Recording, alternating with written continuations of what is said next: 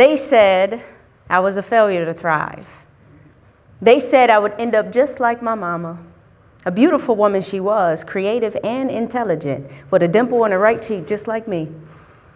But yet she was a woman with a void, and she filled it with substance abuse. And that led me, my sister, and my brother into foster care. Now, they said that many children who enter into the system are coming from a parent or parents who have substance abuse issues. They said that 10% or less than 10% of foster youth obtain a degree, and then less than that graduate from a 4-year college. There's a lot of barriers that circle around foster youth, such as employment, financial instability, education gaps, lack of life skills, limited support networks. There's also behavioral issues, mental health issues, self-regulation issues. So they said I was insubordinate. They said I was throwing chairs and hitting teachers. They said I was a problem child. But I mean, look at this face. Come on. Does this look like a little girl who was capable of all of that? See, y'all all got food from the face and the little dimple. Believe me, I was definitely defiant, and I enjoyed showing little to no respect to any and all authority. I was definitely making sense of the title, emotionally handicapped. It's interesting, I thrived off of negative attention. And yes, like I said, emotionally handicapped is what I was diagnosed as. And I really feel as though it's understandable, because when you're trying to make sense of your story and you're young, internally fragmented, trying to discover a reason, yeah, you might act out like that. So, unfortunately, they saw me how they saw me, a failure to thrive.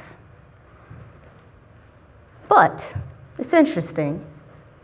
After all of those labels and statistics, here I stand on this stage. And how was that?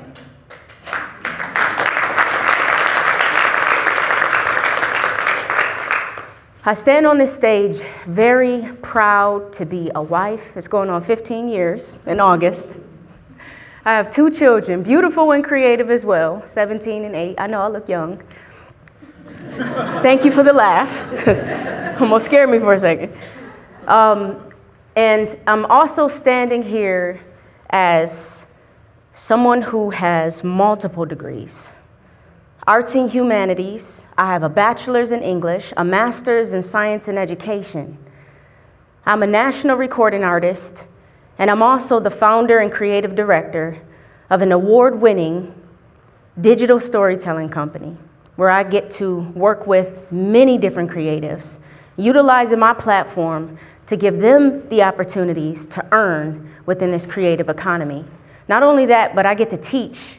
I get to teach other young people how to utilize these skill sets in order to be strong and to create an opportunity for themselves. That's interesting, right? Like, how in the world does this anomaly exist? Well, I was given a superpower through the creative arts. I was able to shape something for myself and discover my voice. I was able to earn and add to the creative economy. And it's interesting how all of this emerged from the place of pain. And that pain led to passion, and that passion led to purpose. Now let's talk about this pain. We all can understand pain because pain is universal, right? You didn't have to go through foster care. You didn't have to go through traumatic situations in order to understand pain. Many of us have lost friends or family, whether through death or through broken relationships. We understand pain, like nod your head, yep, we understand pain. Pain is the foundation of my story. This picture here is the only picture that I have of my mother and me. My biological mother and my biological father had voids in their lives, and their voids led to my void. a deep, dark hole needing to be filled. And listen, I filled that void with very disruptive behaviors. I was a really difficult child. And for whatever reason, I enjoyed being difficult. I filled it with suspensions, fights. I mean, I brought a box cutter to school, a toy gun. I was really having some difficult times, so I definitely filled that void. But you know what? I had a foster mother, Aitina Fareed. And a lot of times when I think about she's my adoptive mother, she's my mom at this point. She took us in when I was 14 months old, and then she adopted us when I turned 7. Now that I'm a parent, I have this perspective, like I want to give my children the world. I want to give them everything that I can. And sometimes it's difficult because I'm coming from a place of pain, and I'm trying to do the best that I can. And I know that she tried to do the best that she could. And so she would have us involved in church and community. I feel like I was at church every day. I was about sick of all the Vaseline on my face and the patent leather shoes and the skirts and things like that. But you know what? Church taught me a lot. I was in the church choir. That's music. That's rhythm. I developed my ears.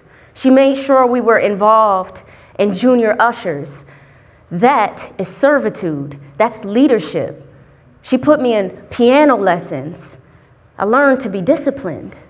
She had us doing ballet, all sorts of involvements. And guess what? I still was a knucklehead. Yeah, I had to go to counseling, and there was this counselor who gave me a pen, and she told me to write down how I felt, sort of an emotional regulation. And I did. And that opened up the world of writing for me. And I turned that pain into stories, and I hid behind the characters. And I turned that pain into poetry, sort of a symphony on a page. Ink dripped like acrylic. And I knew and I felt that that was the safest place for me to let my tears fall. I was writing with light. And guess what? I wanted more. I needed more. And so I ran towards more. I got involved in community-driven organizations, and those organizations taught me job readiness, entrepreneurship, communication, professionalism. I went into the arts and cultural organizations. I learned about photography. I learned about video productions, and I learned about graphic design. Developed my eyes. Now I want to talk to you about the camera. Something about the camera that allowed me to understand perspective. It started to teach me to build empathy. How? Because the camera is just like us as humans. The camera has a body, and that body protects the insides. Just like us, we have a body, and our skin protects the insides. The lens is like our eyes, it's what we see. And then you have the viewfinder. I usually tell students to put their fingers like, you can do it.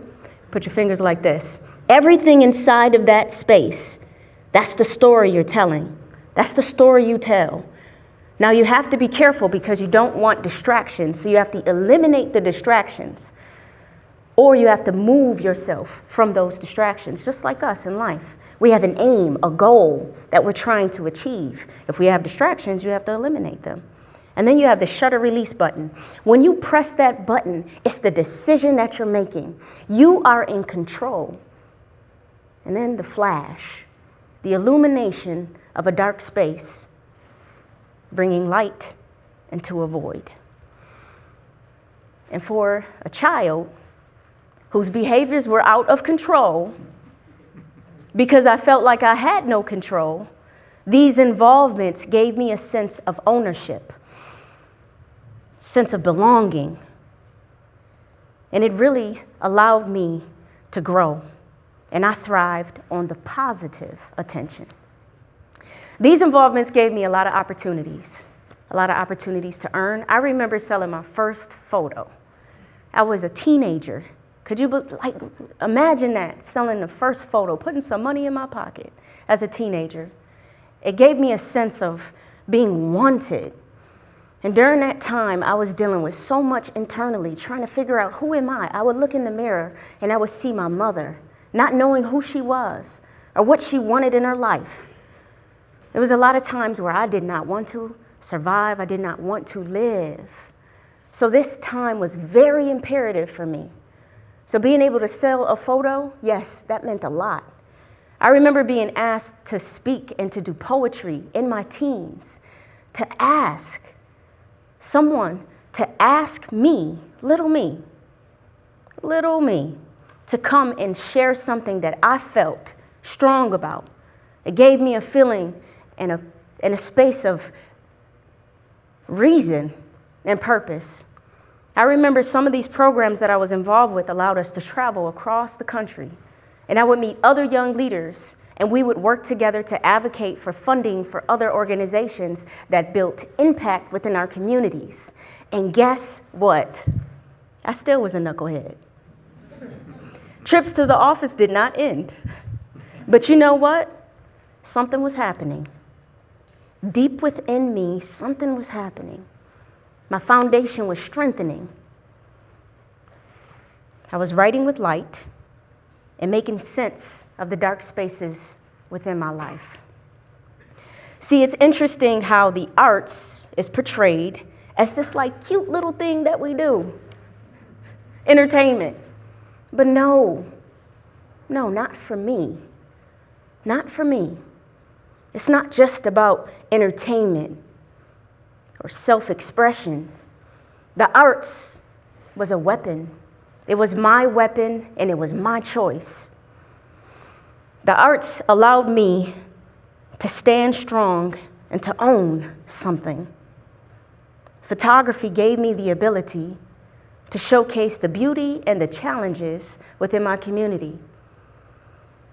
It also gave me the ability to teach other young people how to utilize these tools in order to shape their voice and to allow them to have something that they can hold on to too. But not only that, it gave me an opportunity to work with other creatives, not only utilizing these skills to teach them how to be strong, but to also shape them so that they can be strong enough to be sustainable. I also used music as an opportunity to shape stories so that people can listen and learn through my life. As I live, I write, and I give back. There's a lot of people who would come to me after shows and they would say, "You're saying a thing that I can't say. What you're doing is giving us a voice." And so the arts allows us to amplify voices. But it's not just about amplifying voices.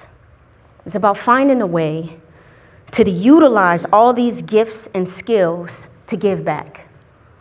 Whether for me, it's giving back to young people, giving back to organizations, helping them to craft their missions and visions, helping them to craft their stories so they can showcase the impact that they're making within their communities.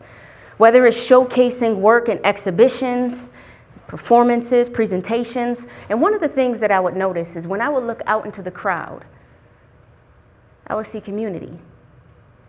I would see humans, a variety of hues. I would see us. See, the arts provides new labels and statistics. The arts helps individuals cope with difficult emotions.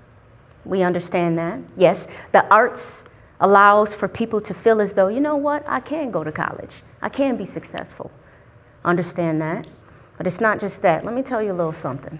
Right here in Western New York, and I'm proud to say this, the arts industry supports over 8,000 jobs.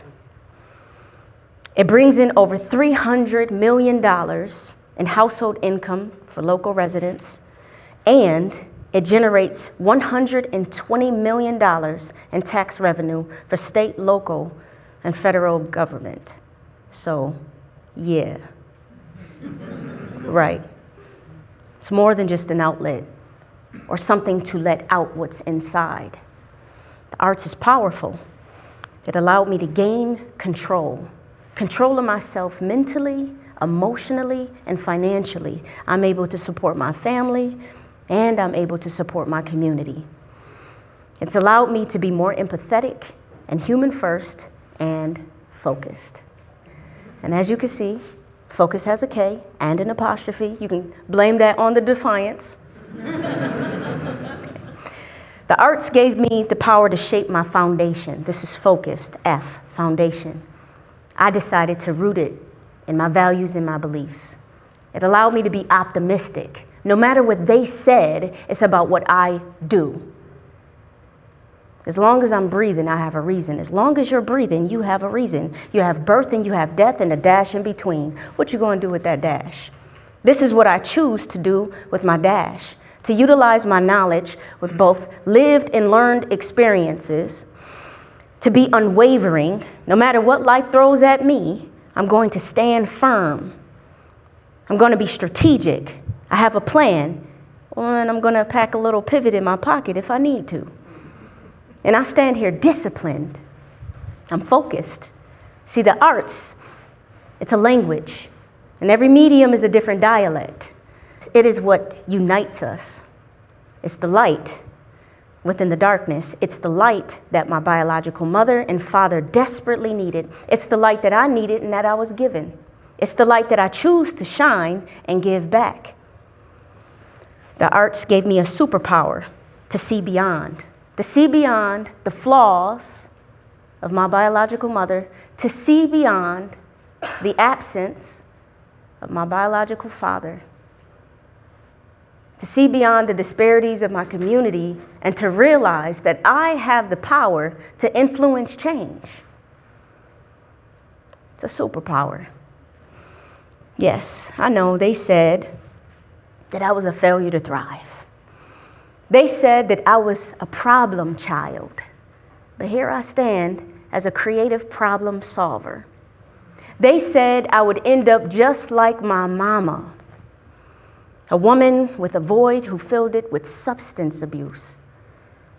But here I stand as a woman who had a void and who filled it with substance, with value, with respect, with faith, with arts, with honor, with diligence, humility, integrity. Yeah, they said I was a failure to thrive. But that's where they got it wrong. I'm not a failure to thrive. What I am is a failure to succumb. I'm a failure to accept victimization. I am a failure to accept any and all negative labels and statistics. When you see me thriving. Thanks to my community, thanks to anyone who ever felt that they could fund the arts.